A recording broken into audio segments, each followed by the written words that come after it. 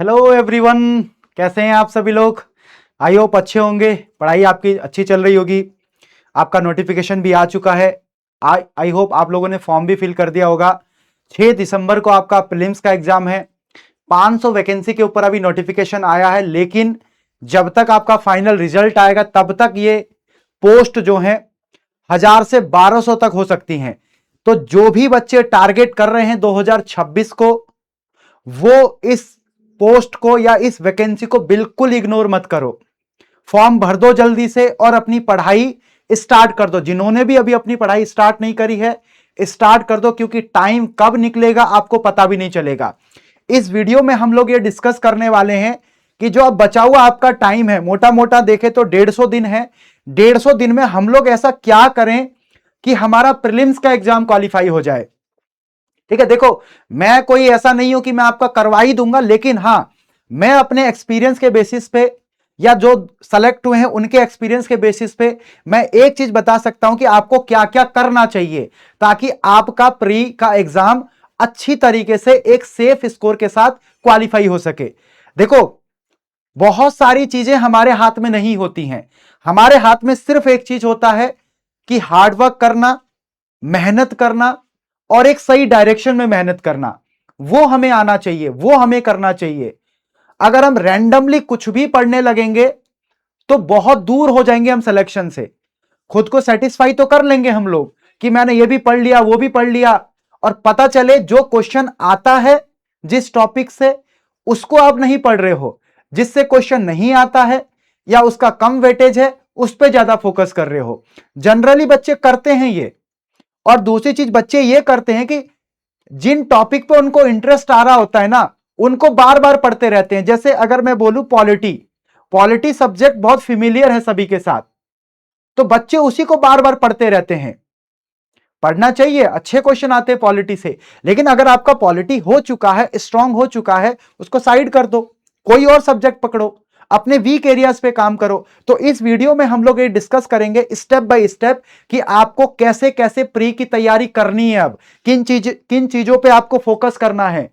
देखो, एक चीज बोली जाती है ना, अगर आप हथौड़ा दीवार पे 10 जगह मारोगे तो दीवार नहीं टूटेगी, एक जगह 10 बार हथौड़ा मारोगे तो दीवार टूट जाएगी। वही है इस वीडियो का फंडा। यहां पे मैं आपको बताने वाला हूं कैसे कैसे आपको प्री की तैयारी करनी है, आपका माइंडसेट क्या होना चाहिए, पीवाईक्यू का यूज कैसे करना है, टेस्ट का यूज कैसे करना है, और अब जो आपका माइंडसेट होगा किस तरह से चेंज होगा। क्योंकि देखो, पूरा गेम माइंडसेट का है। प्री के टाइम में आपका अलग माइंडसेट होता है, मेंस के टाइम अलग माइंडसेट होता है, इंटरव्यू के टाइम अलग माइंडसेट होता है। अगर हम सिर्फ एक ही ढर्रे से सोचेंगे तो हम ना प्री क्वालिफाई कर पाएंगे, ना मेंस क्वालिफाई कर पाएंगे, ना फाइनल सेलेक्ट हो पाएंगे। इसीलिए अपने माइंडसेट को चेंज करना है। तो एक एक करके डिस्कशन करते हैं कि क्या क्या करना चाहिए आपको। तो सबसे पहले देखो, हम सबको पता है प्रीलिम्स का एग्जाम जो है 2026 का 6 दिसंबर को है, 6 दिसंबर को। और इस वीडियो में हम लोग डिस्कस करने वाले हैं कि हमें 150 दिन में क्या ऐसा करना चाहिए कि हमारा सिलेक्शन हो जाए प्री में। बहुत सारे बच्चे पहली बार दे रहे होंगे, बहुत सारे बच्चों का प्री 2-3 नंबर से छूट रहा होगा, 1-2 क्वेश्चन से छूट रहा होगा, या बहुत सारे बच्चे ऐसे होंगे जिनके 10-12 नंबर से छूट रहे होंगे। सभी के लिए वीडियो इंपॉर्टेंट है। जो बच्चे आगे की तैयारी करना चाह रहे हैं उनके लिए भी वीडियो इंपॉर्टेंट है। एक एक करके डिस्कशन करेंगे क्या करना चाहिए, स्टेप बाय स्टेप। ठीक है, चलो। लेकिन सबसे पहले हम लोग यहां पे देखेंगे, पिछले 4 साल का एनालिसिस करते हैं। कोई भी चीज जब आप करते हो ना, तो आपको एटलीस्ट पता होना चाहिए कौन से सब्जेक्ट से ज्यादा क्वेश्चन आ रहे हैं, ताकि मैं उस सब्जेक्ट को स्ट्रांग कर लूं। तो अगर मैं हिस्ट्री की बात करूं, देखो आपके 5 सब्जेक्ट हैं सबसे important: current affairs, general science, history, polity, geography. ये 5 ऐसे सब्जेक्ट हैं जहां से 120 से ज्यादा क्वेश्चन बनते हैं। अभी आपको पूरा प्रूफ के साथ दिखाऊंगा। जैसे अगर मैं हिस्ट्री की बात करूं, इसमें सारी हिस्ट्री है, ancient, medieval, modern, freedom struggle, सब है इसमें। तो देखो, हिस्ट्री में जनरली जो क्वेश्चन है आप देखोगे 25 से 30 के बीच में वैरी करता है। कभी आपका 30-35 हो जाएगा, कभी आपका 25-26 होगा। तो बहुत बड़ा सब्जेक्ट है ये। अभी डिस्कशन करूंगा कैसे इसको तैयार करना है, किन किन चीज पे फोकस करना है, कैसे पीवाईक्यू का यूज करना है, कैसे अपना टेस्ट का यूज करना है, सारी चीजों पे डिस्कशन करेंगे। बस बने रहो। ज्योग्राफी अलग, another important subject, 15 question, 24 question, 28 question, 23 question. अब आपको दिख रहा होगा ग्रेजुअली जो है ना ज्योग्राफी का जो वेटेज है वो बढ़ रहा है। तो अगर मैं एवरेज क्वेश्चन लूं ज्योग्राफी के, वो भी आपको लगभग लगभग 25 मिल जाते हैं। फिर पॉलिटी देखो, पॉलिटी का भी ग्रेजुअली नंबर बढ़ रहा है, तो 20 से 22 क्वेश्चन आपको पॉलिटी से दिखाई देते हैं, और सबसे स्कोरिंग सब्जेक्ट होता है। यहां पॉलिटी में आप क्वेश्चन गलत नहीं कर सकते, अगर आपने पॉलिटी में क्वेश्चन गलत किए तो आप बाहर हो जाओगे, इतना इजी क्वेश्चन आते हैं इसमें, ठीक है। फिर देखो economy and social development, 13 question, 12 question, 18 question, 19 question. अगर मैं इसका एवरेज लूं तो 14 से लेकर 15 क्वेश्चन इकोनॉमी से पूछता है, और उसमें भी आप देखोगे सोशल डेवलपमेंट से ज्यादा क्वेश्चन होते हैं, करंट अफेयर से ज्यादा क्वेश्चन होते हैं। एनवायरमेंट देखो 6, 8, 7, 15, अगर मैं बात करूं 7-8 क्वेश्चन आपको एनवायरमेंट से भी पूछता है। अगर आप ज्योग्राफी और एनवायरमेंट को मिला दोगे 30-32 क्वेश्चन हो जाते हैं, ठीक है। साइंस देखो बहुत इंपॉर्टेंट सब्जेक्ट है। अब एवरेज 20 से 22 क्वेश्चन आपको साइंस से दिखाई देता है, और सबसे इंपॉर्टेंट पूरे इसमें सबसे इंपॉर्टेंट है करंट अफेयर्स, जो करीबन करीबन 25 से 30 क्वेश्चन आपको करंट अफेयर से दिखाई देते हैं। फिर अभी यूपी स्पेशल, जिसको हम लोग यूपी जीके के नाम से भी जानते हैं, ठीक है। पिछले 2-3 सालों में क्वेश्चन बढ़ रहे हैं यूपी जीके के भी, कभी 4, कभी 5, कभी 6। अभी देखो 2025 का प्री यूपी जीके से अच्छे क्वेश्चन पूछे गए हैं। एक क्वेश्चन तो यही था कौन सा ऐसा डिस्ट्रिक्ट है यूपी का जो केवल एक डिस्ट्रिक्ट के साथ बाउंड्री शेयर करता है। तो आपको यूपी के मैप की नॉलेज होनी चाहिए। रामसर साइट्स यूपी में देखो कितने सारे हैं, कौन सा रामसर साइट्स कहां पे है, टाइगर रिजर्व यूपी में कौन कहां पे है, ओडीओपी यूपी का कौन सा डिस्ट्रिक्ट का कहां पे है, ये एटलीस्ट आपको पता होने चाहिए, और ये न्यूज में रहते हैं इसलिए आपको पता होने चाहिए, ठीक है।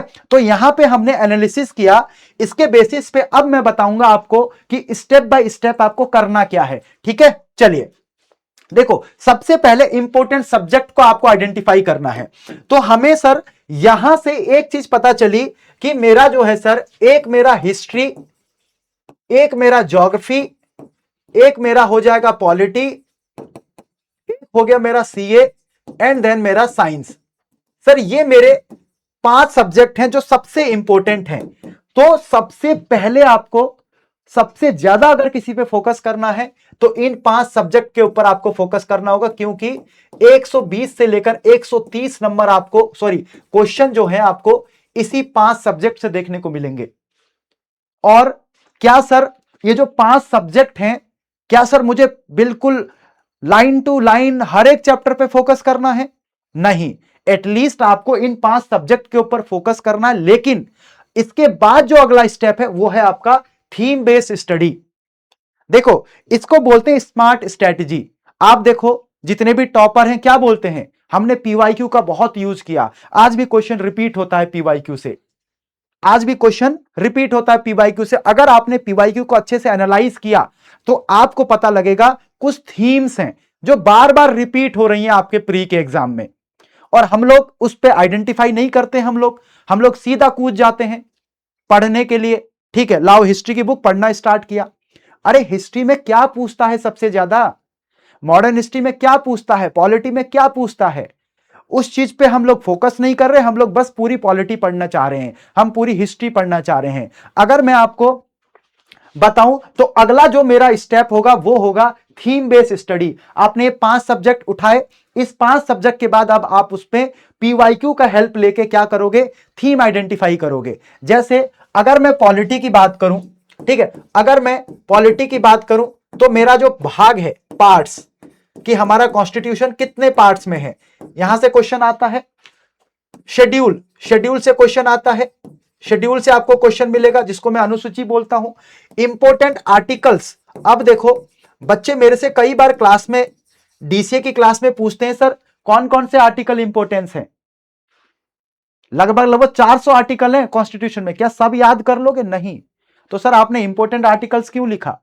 कुछ ऐसे आर्टिकल हैं जो बहुत इंपॉर्टेंट हैं, जो रिपीट होते हैं बार बार, जैसे article 280, article 21A, article 32, article 40, article 148, article 324, article 352, 356, 380, ठीक है। एटलीस्ट ये भी अगर आपने आर्टिकल याद कर लिए ना, इन्हीं में से एक दो आर्टिकल आपको एग्जाम में मिल जाएंगे।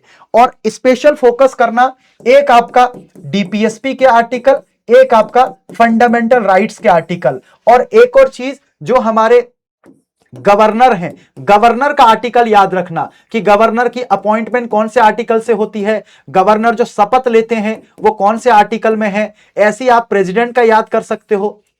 तो आर्टिकल सब इंपॉर्टेंट नहीं है, कुछ कुछ आर्टिकल इंपॉर्टेंट है। उसकी जानकारी कैसे पता चलेगी आपको? थीम बेस्ड स्टडी से। ऐसी ज्योग्राफी में आप देखो, ज्योग्राफी में आपका रिवर्स के ऊपर क्वेश्चन पूछता है।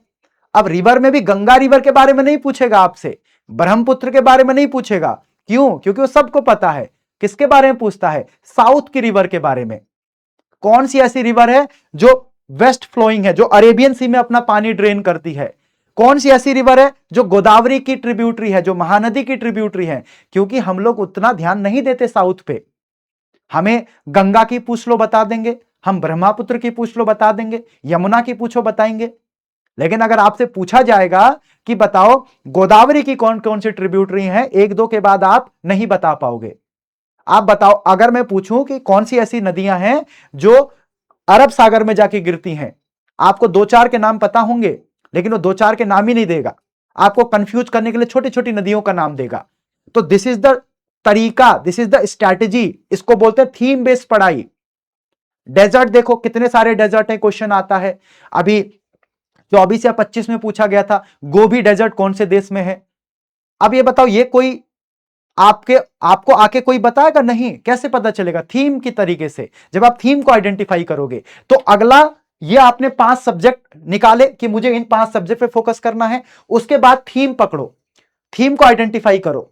ठीक है, थीम को आइडेंटिफाई करके फिर अगला उस पर पूरा मास्टरी करो।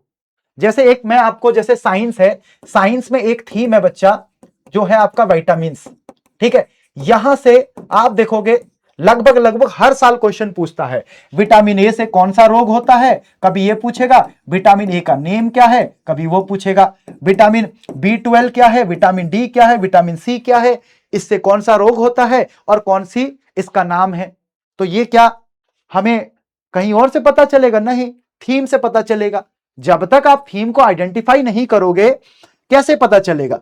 तो थीम को आइडेंटिफाई करना बहुत जरूरी है। ठीक है, जैसे मान लो आपने टॉपिक पढ़ा, अब देखो यहां पे एक और चीज बता रहा हूं, एक्स्ट्रा चीज जो जनरली कोई नहीं बताता। देखो, मान लो आपने विटामिन टॉपिक कवर किया, ठीक है, आपने विटामिन पूरा टॉपिक पढ़ लिया, जितने भी विटामिन है ABCD, ठीक है, जितने भी विटामिन है हमारे के, सारा पढ़ लिया। अब आप चाह रहे हो कि मुझे इस पे क्वेश्चन लगाने हैं। ठीक है, अब आप चाह रहे हो कि जो विटामिन मैंने पढ़ा है कम से कम मुझे उससे 20 क्वेश्चन मिल जाएं विटामिन से रिलेटेड, तो मेरा काम हो जाएगा, मैं 20 क्वेश्चन प्रैक्टिस कर लूंगा, तो मैंने टॉपिक भी कवर कर लिया, मेरा प्रैक्टिस भी हो जाएगा। इसके लिए आप क्या करोगे? सीधा जाओ गूगल जेमिनी पे। ठीक है, किस पे जाओगे? गूगल जेमिनी पे। गूगल जेमिनी पे जाके सर्च करो, यहां पे डालो vitamin name and related disease, please create 5 question for UPPSC prelims. अब ये आपको क्वेश्चन यहां से बना के देगा। ठीक है, अब देखो यहां पे क्वेश्चन आपको बना के देगा, ये देखो। ठीक है, यहां पे देखो, इसी तरह से तो क्वेश्चन बनते हैं आपके एग्जाम में। विटामिन 3 का नाम क्या है, विटामिन डी का नाम क्या है, विटामिन ए का नाम क्या है, विटामिन के का नाम क्या है। अब यहीं पे आपको इसका आंसर भी दे रखा होगा, देखो। तो प्रैक्टिस करना ऐसे करना है, अपनी तैयारी में स्मार्ट तरीकों का यूज करो, अपनी तैयारी को थोड़ा सा स्मार्ट बनाओ, अलग तरीके से। मैं ये सब क्यों बता रहा हूं आपको? ताकि आपका टाइम बचे, आप ज्यादा से ज्यादा चीजें, जैसे बहुत सारे बच्चे बोलते हैं कि सर मुझे ना MCQ प्रैक्टिस करना है, मुझे मेंस के क्वेश्चन प्रैक्टिस करने हैं। अरे तो गूगल जेमिनी का यूज करो ना, इतना अच्छा तरीका है। जितने क्वेश्चन बोलोगे सब क्वेश्चन बना देगा ये आपको। देखो कौन कौन से रोग होता है, ठीक है, सब दे रखा है यहाँ पे। स्कर्बी हो गया, विटामिन सी से होता है, वेरी वेरी हो गया, ठीक है, ये सारा दे रखा है। ये देखो हमारे एग्जाम में यही क्वेश्चन पूछता है, यही इसी तरह से आपके एग्जाम में क्वेश्चन पूछा जाएगा। असर्शन और रीजन का देखो, हर तरीके से आप देखोगे आपके एग्जाम में क्वेश्चन पूछे जा रहे हैं। ठीक है, तो कोई भी टॉपिक पढ़ो, सीधा गूगल जेमिनी में जाके बोलो कि मुझे इससे रिलेटेड 10 से 15 क्वेश्चन बना के दे दो, वो आपको बना के दे देगा। ये तरीका है स्मार्ट तरीका। लेकिन कैसे पता चलेगा? थीम को आइडेंटिफाई करो, उस थीम के ऊपर पूरा प्रैक्टिस करो, थीम को पहले पढ़ो फिर पूरी प्रैक्टिस करो, ठीक है, किसके थ्रू? जेमिनी के थ्रू। और उसके बाद जाके पीवाईक्यू सॉल्व करो। मान लो आपने फिर से यही विटामिन वाला टॉपिक पढ़ा और विटामिन से रिलेटेड क्या क्या पीवाईक्यू में पूछा गया है, क्या क्या पीवाईक्यू में पूछा गया, सॉल्व करो। केवल सॉल्व नहीं करना है। मान लो अगर आपको पीवाईक्यू में मान लो एक क्वेश्चन आपने गलत कर दिया और आपको याद नहीं हो रहा, नोट्स बनाओ उसके, जो भी आप नोट्स बना रहे हो नोट डाउन करो वहां पे, ताकि अगली बार अगर वो क्वेश्चन आए तो आपसे गलत ना हो। बच्चे क्या करते हैं ना, बच्चे सिर्फ पीवाईक्यू को याद करने में लगे रहते हैं कि ठीक है पीवाईक्यू को याद कर लें, क्वेश्चन है उसका आंसर लगाए निकल जाए। नहीं, आपको जीना है पीवाईक्यू को। पीवाईक्यू के चारों तरफ, जैसे मैंने बोला ना माइंडसेट, अब आपका माइंडसेट क्या होना चाहिए? फैक्चुअल, फैक्ट आपके माइंड में घूमने चाहिए। कोई पूछे तो फटाक से बता दो इसका आंसर ये है। इस तरह की तैयारी करोगे। और देखो प्री कैसे नहीं निकलता, क्योंकि कंसेप्ट देखो, कंसेप्चुअल क्वेश्चन जो होते हैं ना यूपीपीसीएस में, वो जनरली सभी के लगभग लगभग सही हो जाते हैं। जैसे आप हिमालय के ऊपर जाओगे तो क्लाइमेट में वेरिएशन आएगा, क्लाइमेट में वेरिएशन आएगा तो वेजिटेशन में वेरिएशन आएगा। सिंपल सी चीज है। इस टाइप के क्वेश्चन जनरली सॉल्व कर लेते हैं बच्चे, फंसते हैं फैक्चुअल में। और वो पूरा जो गेम है ना फैक्चुअल का, कितना आप फेमिलियर हो फैक्चुअल से, अपने माइंड को डेवलप करो उसी तरह से कि कौन सा टॉपिक है, उसके कौन कौन से ऐसे फैक्ट हैं जो मुझे याद होने चाहिए। जैसे 1972 क्या हुआ था? 1972 को environmental protection act, sorry wild life protection act 1972, biological act 202, project elephant 1992, project tiger 1973, Rio summit 1992। ये ऐसे फैक्ट हैं जो आपको रटे होने चाहिए, क्योंकि यहीं से बार बार रिपीट करता है क्वेश्चन। तो वो कैसे पता चलेगा? थीम बेस पे। और थीम बेस के बाद मैंने बताया आपको टॉपिक पढ़ो, जेमिनी पे जाके क्वेश्चन सॉल्व करो, फिर आओ पीवाईक्यू पे। जो क्वेश्चन पीवाईक्यू पे सॉल्व नहीं हो रहे उनकी लिस्ट बना लो। जैसे अगर मैं हिस्ट्री की बात करूं, हिस्ट्री में देखोगे वॉर से बहुत क्वेश्चन पूछ रहा है, इंपोर्टेंट बुक्स के ऊपर बहुत क्वेश्चन पूछ रहा है, तो इसकी एक लिस्ट ही बना लो ना। कम से कम भी जो एंशिएंट इंडिया की 10-12 बुक हैं उसकी लिस्ट बना लो, मिडाइवल हिस्ट्री की 10-12 बुक है उनकी लिस्ट बना लो, उसको बार बार रिवाइज करो। वॉर जो हुए उनकी पूरी एक लिस्ट बना लो, उनको बार बार रिवाइज करो। गूगल जेमिनी पे डालो कि मॉडर्न इंडिया में जो जो इंपोर्टेंट इवेंट्स हुए उनका क्रोनोलॉजिकल ऑर्डर दे दो, दे देगा आपको तुरंत ही। ये इस तरीके से तैयारी करनी है, ठीक है। तो पीवाईक्यू का यूज भी हो गया। और लास्ट में हमें प्रीलिम्स के टेस्ट लगाने, कम से कम भी 20 टेस्ट, कम से कम 20 टेस्ट। जो मैंने माइंडसेट की बात करी ना, माइंडसेट यहीं से डेवलप होगा। जब आप पीवाईक्यू सॉल्व करोगे तो आप अलग अलग फैक्ट की तरफ घूमोगे, अच्छा ये भी फैक्ट है वो भी फैक्ट है, तो आपका माइंड थोड़ा सा उस लेवल पे जाएगा। और जब आप टेस्ट सॉल्व करने जाओगे, टेस्ट सॉल्व करोगे तो आप फेमिलियर हो जाओगे फैक्ट से, क्योंकि प्री का पेपर है तो आपको अपने माइंड को प्री के अकॉर्डिंग तैयार करना है। जब मैं तो हमेशा एक चीज बोलता हूं, इतने टेस्ट लगाओ कि जब आप टेस्ट एक्चुअल में पेपर देने जाओ 6 दिसंबर को, तो यह लगना चाहिए कि मैं कोई कोचिंग का टेस्ट देने आया हूं, बस ये टेस्ट कंडक्ट करवा रही है यूपीपीएससी और इस जगह पे मुझे जाना है, मुझे टेस्ट देके आना है, मेरे 2 पेपर होंगे, एक सुबह होगा एक दोपहर में होगा, बस इस टाइप का माइंडसेट डेवलप करो। इतने क्वेश्चन प्रैक्टिस करो कि वो जो 150 क्वेश्चन है वो 150 के 150 क्वेश्चन आप पहले से ही जान चुके होंगे, कहीं ना कहीं आपकी आंखों के सामने से गुजर चुके होंगे वो। इस टाइप की प्रैक्टिस करो। कम से कम 10 से 12 साल के पीवाईक्यू सॉल्व करो और कम से कम 20 टेस्ट लगाओ। यहां पे 8-10 आप फुल लेंथ लगा सकते हो, बाकी सेक्शनल टेस्ट लगा सकते हो। ये करोगे तब जाके आपके माइंड डेवलप होगा प्री को लेकर। वरना बच्चे बहुत कंफ्यूज होते हैं, सर प्री की तैयारी कैसे करनी है, ये कैसे करना है, वो कैसे करना है। और ये सारी चीजें एक स्टेप बाय स्टेप में करनी है। पहले सब्जेक्ट को आइडेंटिफाई करो, मैंने आइडेंटिफाई करके दे दी है। फिर थीम पकड़ो, एक सब्जेक्ट को पढ़ना स्टार्ट करो, ठीक है। पीवाईक्यू का यूज करोगे तो थीम पकड़ में आएगा, थीम आपको पकड़ में आएगा। फिर आप उसके बाद पीवाईक्यू सॉल्व करो और आपका क्या सॉल्व करो, प्रीलिम्स के टेस्ट सॉल्व करो, ठीक है। अगर आपको देखो, ये तो मैंने पूरा बता दिया, अब ये आप घर बैठ के भी कर सकते हो, कोई रॉकेट साइंस नहीं है इसमें, घर बैठ के भी कर सकते हो। लेकिन अगर आप चाहते हो कि नहीं मैं वर्किंग हूं, मुझे एक सिस्टमैटिक वे में चाहिए, तो हमारा अभी देखो क्रैश कोर्स चल रहा है, आप सबको पता है। आक्रोश इंग्लिश लिख के लिए है, ऊर्जा जो बैच है हमारा इंग्लिश मीडियम के, सॉरी हिंदी मीडियम के लिए है। 2026 को टारगेट करें, अगर किसी को ये बैच चाहिए तो ले सकता है, ठीक है। पूरी इसी तरह से तैयारी कराई जाएगी, उसमें जो जो इंपॉर्टेंट थीम है उसी के अकॉर्डिंग पढ़ाया जाएगा, ना कि कुछ भी पढ़ाया जाएगा। ऐसे नहीं कि कंटेंट का पूरा 2000 पेज का कंटेंट दे दिया, बाद में बोला कि सारे क्वेश्चन मेरे से ही थे, ये नहीं। आपको एक सेलेक्टेड चीजें दी जाएगी, क्या पढ़ाया जाना है आपको, कहां से क्वेश्चन ज्यादा आते हैं, उस पर स्पेशल फोकस होना चाहिए। तो ये सारी चीजें करना। अब यहां पे एक बार मैं लास्ट में सीए की बात कर देता हूं, क्योंकि कम से कम भी 30 क्वेश्चन के अराउंड प्लस माइनस इससे आते हैं, करीबन +-5 सीए से आते हैं। देखो सीए ना, एक जो भी बच्चे अगर अपने आप से सीए की तैयारी करना चाहते हैं, एक आपका पीआईबी का सोर्स है, ठीक है, दूसरा आपका डीडी न्यूज का सोर्स है, और तीसरा आपका आकाशवाणी का सोर्स है। ये सारे गवर्नमेंट हैं, ये सारे क्या हैं, गवर्नमेंट चैनल हैं, इनका यूज करो, क्योंकि 60-70% जो क्वेश्चन आएगा ना आपके करंट अफेयर से, वो यहीं से आएगा। बाकी 2-3 क्वेश्चन जो आते हैं वो किसी को नहीं आते, वो ना किसी मैगजीन से होते हैं, ना किसी वेबसाइट में होते हैं, वो पता नहीं कहां होते हैं, कौन से छोटे छोटे न्यूज़पेपर में छपे होते हैं वो, ठीक है। और सीए की बिल्कुल टेंशन नहीं लेना है। सुबह 8 से 9 मेरी डीसीए की क्लास होती है, उसमें आप आराम से पढ़ सकते हो सीए। मैंने हमेशा बोला है, लास्ट के 6 महीने का करंट अफेयर सबसे इंपॉर्टेंट होता है, और वो जून, जुलाई, अगस्त, सितंबर, अक्टूबर, नवंबर, वो बहुत इंपॉर्टेंट है।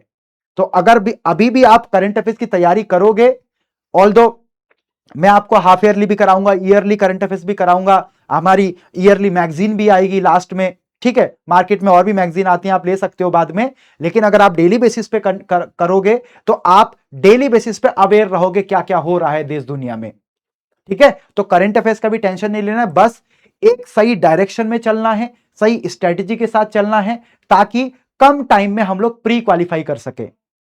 नहीं तो पंचवर्षीय योजना है, कभी भी आप पढ़ सकते हो और कभी भी आप दे सकते हो, ध्यान देना। और ठीक है, एक और चीज, ये जो आपका सेशन है, ठीक है, ये जो आपका सेशन है, ये एक ऐसा सेशन है कि आपका जो प्री है वो क्वालिफाई करवा सकता है, लेकिन तब जब आप अच्छे से उस पर फोकस करेंगे, जब आप अच्छे से उस पर जो मैंने चीजें बताई हैं, अगर उस पर अच्छे से फोकस करोगे तब, ठीक है, तब जाके प्री क्वालिफाई होगा। वरना फिर पढ़ते रहोगे, कुछ भी पढ़ते रहोगे, इधर से उठाया उधर से उठाया, और लास्ट में पता चला कि 2 नंबर से प्री रुक गया, 3 नंबर से प्री रुक गया। ये नौबत मत आने दो कि आप बॉर्डर लाइन पे हो। जिस दिन आपका प्री का एग्जाम होना, उस दिन आपके माइंड में ये होना चाहिए, अच्छा कट ऑफ जा सकती है, मान लो 85, मैं 100 पार हूं। अब क्वेश्चन कुछ भी डिलीट करे, चेंज करे, फर्क नहीं पड़ता, मैं 100 पार हूं, मेरा आराम से हो जाएगा। ये इस लेवल की कॉन्फिडेंस होना चाहिए। इस लेवल का कॉन्फिडेंस कैसे आएगा, जब अच्छा पेपर करके आओगे। और ध्यान दो, अपने ऊपर फोकस करो, रिवीजन ज्यादा करो रादर देन की कंटेंट इकट्ठा करने में। जितना चीजें ज्यादा रिवीजन करोगे उतना ही फायदा होगा। रिवीजन करो, प्रैक्टिस करो, थीम बेस्ड रिवीजन करो, रैंडमली कुछ भी मत पढ़ो, प्रैक्टिस करो पीवाईक्यू के थ्रू, टेस्ट के थ्रू, और अपने ऊपर भरोसा रखो। बस अपने ऊपर भरोसा रखो, ऊपर वाले पे भरोसा रखो, और अपनी मुस्कुराहट के साथ खुशी, मतलब एक तरह से आनंदमय होकर तैयारी करो। देखो कैसे प्री नहीं होता है, ठीक है। तो इस वीडियो में इतना ही। अगर आपको कुछ भी इस वीडियो के रिगार्डिंग डाउट है तो आप कमेंट कर दीजिएगा, मैं आपका रिप्लाई कर दूंगा, ठीक है। तो आई होप ये वीडियो आपको समझ में आया होगा पूरा। इस पूरे वीडियो में मैंने समझाया कि आपको करना क्या है आगे। अगर आप खुद से करना चाहते हैं तो भी कर सकते हैं, लेकिन अगर आप ये चाहते हैं कि नहीं हमें मुझे कोई बैच मिल जाए जो सर ने बताया है, इसी पॉइंट ऑफ व्यू से कोई बैच मिल जाए तो बैच भी ले सकते हैं। हमारा आक्रोश ऊर्जा भी चल रहा है। तो मैं मिलूंगा आप सुबह आपको 8 से 9 डीसीए की क्लास में। तब तक ध्यान रखिए, पढ़ते रहिए। Thank you so much.